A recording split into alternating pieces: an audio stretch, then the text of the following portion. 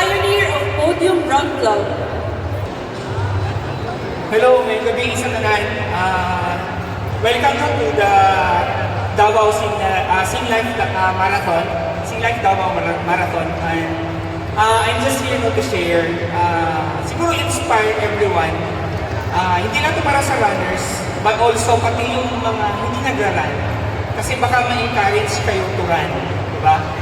So, before anything else, I would like to thank Run Rio and Kinetic Sports for inviting me here today to share my experience about the World Marathon Major. I already finished the 6th World Marathon Major now. So I'm going to share my experience, siguro some tips, and then also on how I started running. Kung paano ako nagsimula from zero knowledge to finishing the 6th World Marathon Major. Okay, sige, we'll start now. By the way, I'm Alan Michano, a marathoner, triathlete, and also I'm a 70-point finisher and a 6th World Marathon Major. By the way, I'm not a coach. I'm just a runner, casual runner na willing to help the beginners on how to start. And also, I'm not a fast runner, a pro runner. So I'm just here to help and share my knowledge about running and about my experience. So, before I start, mayroon kasi tayong mga why. May mga marathoners dito na mga runners na may reason talaga sila kung paano sila nag-start. Ano yung why nila? So actually may mga why sila, no? Like, sample, gusto mo maging healthier. Then, or ang why mo is tumakbo ka because in-invite ka ng friends mo. Or, ano ba yung mga why ng iba? Yung why is baka broken-hearted, kaya dinivert nila sa run. Dinivert nila yung attention nila para tumakbo. So, marami na yung mga whys. So, yung mga runners na yan, huwag niyong kalimutan yung mga whys ninyo. So also, kahit yung mga hindi nag-run, there's always a why kung bakit kayo tumatakbo. Okay, so for me, ang nagiging why ko why I started running is masyado na akong mabigat. So, I need to lose weight. Kasi hindi mo alam kasi kung saan pupunta yung first step mo. Ito na yung first day na nag-run ako. Look at my body, no? This is November 1 of 2016. So ito na yung first step ko, the reason why I run. So, to everyone there, hanapin nyo yung why ninyo kasi baka ma-encourage din kayong mag-run. Okay? And then, it started with just as maliit lang na run. Magugulat na lang ako, I ran na 3K, and then nagiging 5K na siya. And then nagugulat ka na lang, nagiging 10K na. And then, nagiging happiness mo lang tumakbo. And then later, I want to join races na. So, next slide is, so my first race is about this one, February of 2017. Maniwala kayo sa hindi, kahit ako hindi ako makapaniwala. My first race is 24 kilometers. This is a Davao 50 Ultra. Ang first race ko is 24 kilometers and believe it or not, nagulat din ako, naka-podium ako for my first race. Second place. Sabi ko sa sarili ko, totoo ba to? I never imagined na maka-second place. But siguro sabi ko baka yung malalakas na sa 50K, nag-ultra. But despite of that, regardless of second place or not, na hindi ako makapaniwala, dito na nag-build yung confidence. Dito na nag-start yung pwede kang to proceed more or challenge yourself more. So, after this, I decided to register the marathon, which is the Samal Marathon 2017. So, for the runners, no, when I registered the marathon, wala pa akong training plan. Wala pa akong program. Hindi ko pa alam yung sinasabi nilang tempo. Tempo, hindi ko pa alam sinasabi nilang interval, threshold, or long run. Ano ba yan? So, I just run 10K. In a week, 10K. Mag 5K na naman ako. Mag 10K. And then 3K. And then 15K. Walang specific program. But by God's grace, next slide please. Ayun, I finished the Samal Marathon. But with a time of 5 hours and 46 minutes. Masyadong mahaba, no? Because we know Samal really is a hard route. Yung ruta ng Samal is grabe, really. And then, kaya nga, I suffered because yung wala ka pang proper training. And so, I said to myself, my next marathon should be, I will work hard for my next marathon na dapat may program na. May program na. So, this is me. Ang dami pang mga ano sa katawan. May mga headphones pa. May mga kung ano-ano pa sa katawan, no? Unlike now, ibang-iba na. Okay. Then, after the marathon, you need another more challenge. So, for me, another door open. So, why should I, why do I need to have, why don't I try triathlon? So, doon na pumasok yung triathlon. Another challenge. So, yun yung swim bike run. No? Swim bike run na sinasabi. But again, lakasan na naman ang loob. I don't know how to swim. Zero knowledge on the swim. Bike, marunong tayo mag-bike. Because, nung mga bata tayo, nagbabike pa tayo. But the run, I already have the foundation sa run. But, kagaya na sinabi ko, there should be a program na guide mo to finish a run, like a marathon of the 21K. And then, nagsisimula na sa triathlon. So, another challenge. And then, believe it or not, I registered an Ironman 70.3 in 2018. So, ang bakon ko lang talaga is lakas ng loob. I have a swim coach from zero knowledge. And then my bike and my run. By the way, ito yung naging inspiration ko sa triathlon. There is a speaker, one time sa other mall. He has a lecture on yung triathlon. Sabi ko, this is Team Putin. She's my friend na rin now ngayon. Sabi ko, she's an Ironman 70.3 finisher. So, sabi ko, if she can't do it, kaya ko rin. Diba, imagine, she finished the Ironman 70.3 in Cebu. So, she is my motivation. So, this time, I trained, pero believe it again, before I joined the Ironman 70.3, I started pre-race that na ginawa ko is one sprint lang.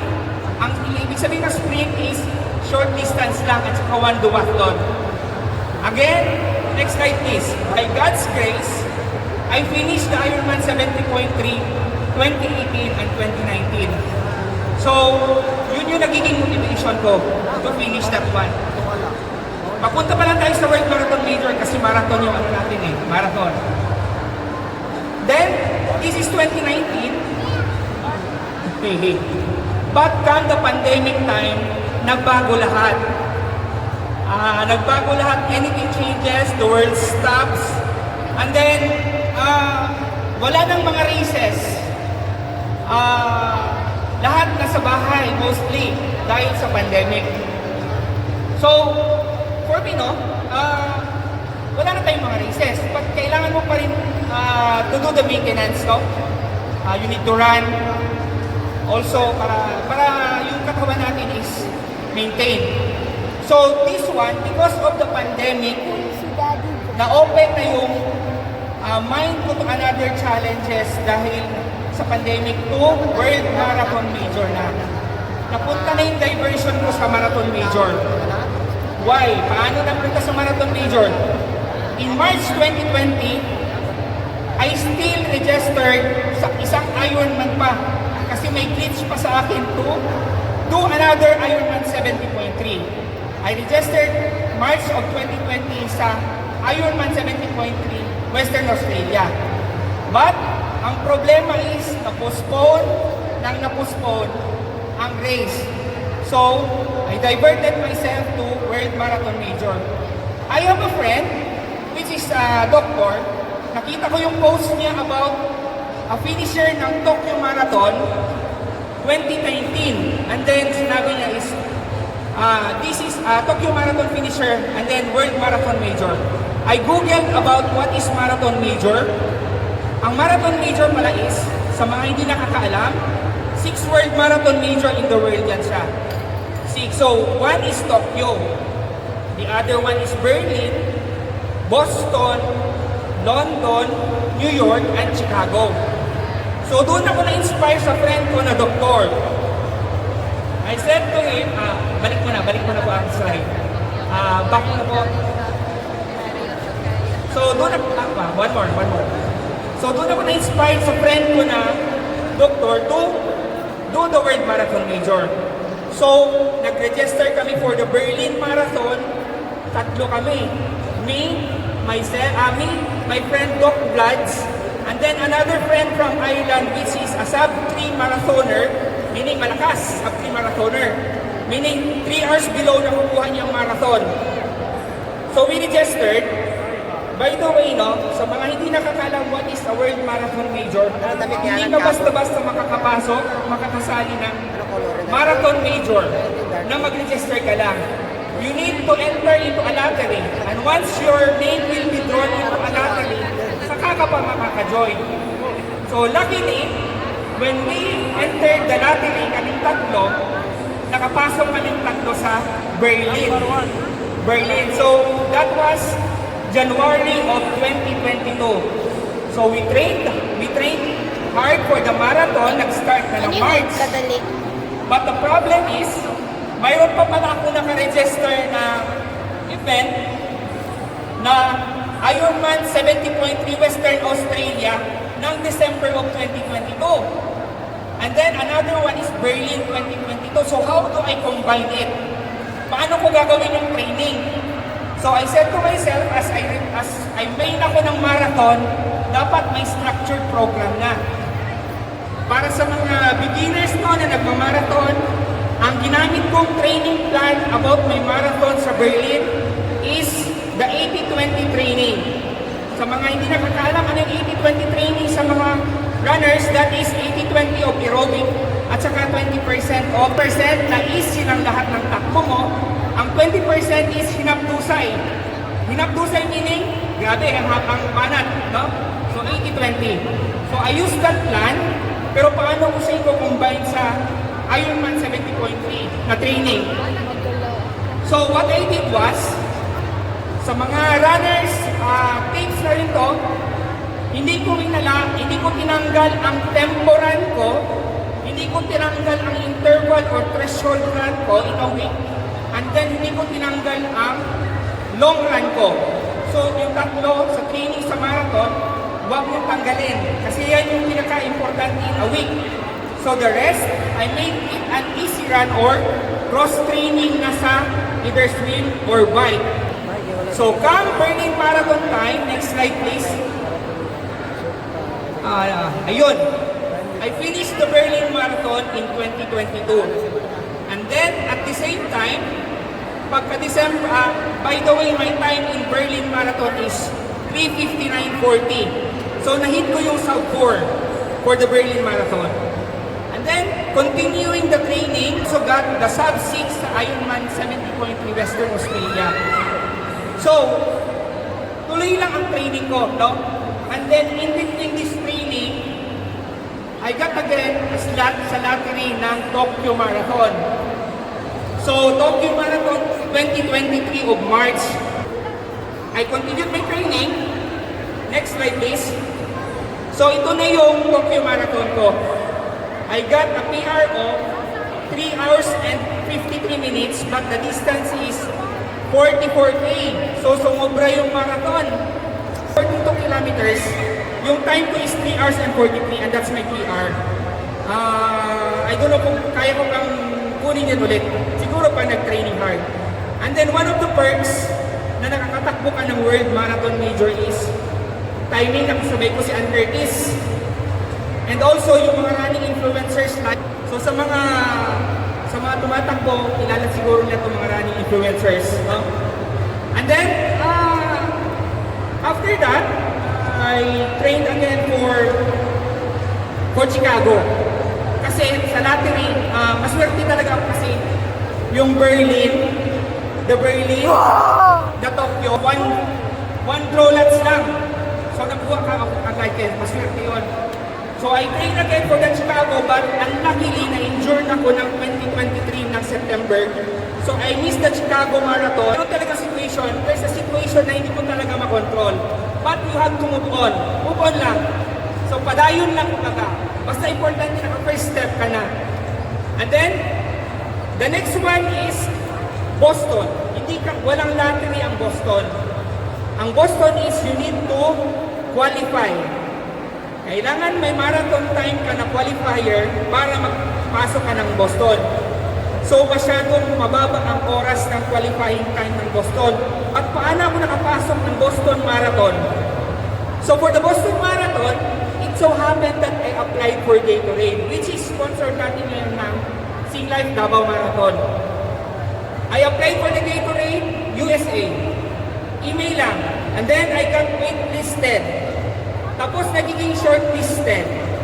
Then while applying and waiting, kasi hindi ko sigurado kung makukuha ka sa as waitlist or shortlist. I just trained until kasi April of 2024 ang Boston Marathon. I just continued training.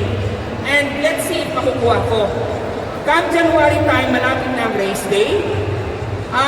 I think sabi ko, tuloy lang ang training but bumababa na yung hope for the Boston Marathon. And then, come February 1, I received an email. Surprisingly, I got in. Nakapasok ko sa Boston Marathon. And we all know sa mga marathoners that Boston is the most prestigious marathon in the whole world. Pag naka-Boston ka kasi, hindi ka basta-basta. Boston is the most prestigious marathon in the whole world. So sobrang saya ko that I got in sa Boston. So I trained, continuous yung training, buti hindi naputol yung training. Consistent na, be consistent, still I use the 80-20 training. And then, next slide please. Ito na, natapos ko yung Boston Marathon. So, para sa mga in the future na baka maka-Boston Marathon kayo, the route for the Boston Marathon is mahirap, is hard really. Mostly, matitempt to go fast at the start. Kasi going down yan siya in the first 20K. But after that, you will go to the heartbreak hill na sinasabi nila na paakyat, until sa finish line na lang yung kunti, masusunog ka. So that's the Boston Marathon, kaya nagiging prestigious din yung Boston Marathon at saka sila ang grandfather of all marathons. 130 years na ang Boston Marathon. So ang perks na nakaka-join ka sa World Marathon Major is namimit mo yung mga influencers. So again, I met again to Fuzi sa Shakeout Run and also sa mga runners, kilala siguro nila to si Machoy, influencers ng runners. So then after that, with the same year, tuloy na ako sa Chicago Marathon kasi nga, yung Denver ko, 2024, Denver for the next year. So for the Chicago Marathon, again, continuous training. And then next slide please. Again, I meet ko Fuzi ka na naman sa Expo. And then I finished the Chicago Marathon. So ilan na lang natira? 2 na lang. Same sa Chicago, I got in using the lottery and I just deferred. Then, ilan na natira? London na lang at saka New York. So for the London Marathon, ang hirap din makapasok for me ng London Marathon, no? It's, I think, my 8th time of drawing dots. Masyadong mahirap. So what I did was, if you remember kanina na may sinabi akong kasama ko na taga-Ireland, si Dante Aquino, which is a sub-3 marathoner, pacer siya ng London Marathon. That's how fast he is. Pinoy yan siya na Ireland base. So since pacer siya, By the way, pacer siya ng 3 hours and 15 minutes, no? For the marathon. So, sobrang lakas. Ibig sabihin, normal lang sa kanya ang 3 hours and 15 na marathon. So, what we did para makapasok ko ng London is I applied for a sports tour. By the way, sports tour is you apply for the sports tour, meaning kasali may accommodation ka na 4 days and 3 nights. And then you have already one slot na makakapasok ka sa London Marathon. So para makatipid kaming dalawa, I gave the accommodation to him and hindi ko na kinuha yung accommodation because my sister is living there na. So wala na akong problema sa accommodation. So nakakatipid kami doon. So again, after that, I finished my London Marathon. And by the way, for me, London Marathon is the most that I like sa lahat ng major marathon kasi ang saya talaga. Imagine the respect that they gave to you once you finish the marathon sa labas. Kahit after the marathon, isuot nyo ang medal nyo, maraming proud sa inyo na nasa labas na nakakasalubong ninyo. Kahit pa 2 days, 1 day, suot yung medal nyo, they're all happy that you finished the London Marathon. Okay, the next is, isa na lang natira for my major marathon. So next is New York. I also had a difficulty in getting into the New York Marathon. Mahirap makapasok pa rin sa Growlands. Kasi imagine nyo today, almost parang million na yung nagtatry papasok sa lottery for the majors today.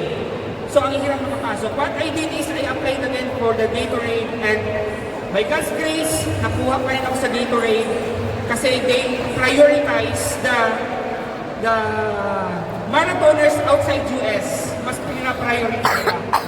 And then, isa na lang natira, New York, and then next slide please. So, I finished the New York Marathon last year lang at November 2025. Kasama ko si Coach Rio that time. Pero si Coach Rio, ilang beses na natapos yung marathon major. So, that time, nagkasabay kami pero hindi na kami nakita kasi sobrang dami rin ng marathoners. Okay, so that's how I finished my 6th World Marathon Major. So how can I share or inspire this to you? Imagine from zero running or from zero knowledge of running. It's just started with one why, no? May isang rason lang talaga kung paano ka magsimula. And that first step can change your path. No?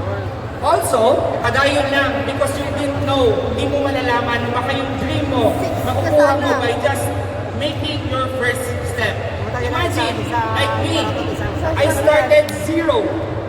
And then, napunta sa isang step, running. I didn't expect that running opened the door for me to triathlon. Running, marathoner, and then triathlon. And then I didn't expect also that triathlon can bring me to a finisher of Ironman 70.3. And then I can imagine also that from Ironman 70.3, natapos ko yung 6th World Marathon Major. Next slide please. Next slide pa. So ito na yun. So para mabuo mo yung Marathon Major pala, pag nabuo mo yung 6, one big medal na ibibigay sa'yo pag nakumpleto mo yung 6th World Marathon Major. I can imagine I have finished this, no? By just making one step. No? I just came from a small province of North Cotabato, which is Cavite, no? From a very small town. Imagine that. From a very small town of Cavite, North Cotabato, natapos ko ang 6th World Marathon Major. We're not rich. We came from not a rich family. I just work hard. So I hope that I inspired some of you, kahit yung mga hindi nag-runners somewhere out there. I hope I inspired you by just making that one step. It can change your life and maybe you can also get a dream by just making that one step and taking a risk. So yun yung experience ko for the 6th World Marathon Major. By the way, additional lang sa speech ko today, we are the pioneer of the Podium Run Club Davao. So para sa mga hindi nakakaalam, kami po yung nagsimula ng Podium Run Club Davao. How did we started? We just started in just a vision, no? Isang vision lang ng Mr. Roy. Ano yung vision na yon? Nilapitan niya ako. Vision that we can have a community here in Davao that anyone and everybody are welcome to join. Walang faction, walang grupo-grupo. Regardless of your group, regardless of your slow runner or fast runner, regardless of who you are or kung saan ka man, you can join with us. Meaning, our club is inclusive group. Meaning, pwede kayong mag-join. We are doing this every Wednesday, 5 a.m. at the DGT.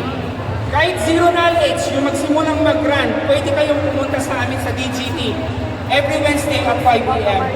May program kami every week. We can help you, we can guide you. And also, mayroon din nag-sponsor sa amin, nagbibigay ng mga pandesal, coffee, and also nagpaparaffle din, may mga sponsors. So, everyone is welcome every Wednesday. Podium Run Club is an inclusive group that meaning everyone is welcome to join. So, ang mostly kasi no, the first time ay nahihiya talagang mag-try kasi mahiya daw sila walang kakilala. Just try it. So, every Wednesday, 5 a.m. at DGT if you want to start or if you want to join us. So, for those runners no, na nag-claim, good luck to us, God bless to us tomorrow. So, see you at the start. I want to thank Davao Sing Life Marathon, Run Rio, and Kinetic Sports. Makapag-share ako ng experience kasi inyo. So, if you have questions about running or anything about running, just approach me. Thank you very much. Thank you very much. And God bless.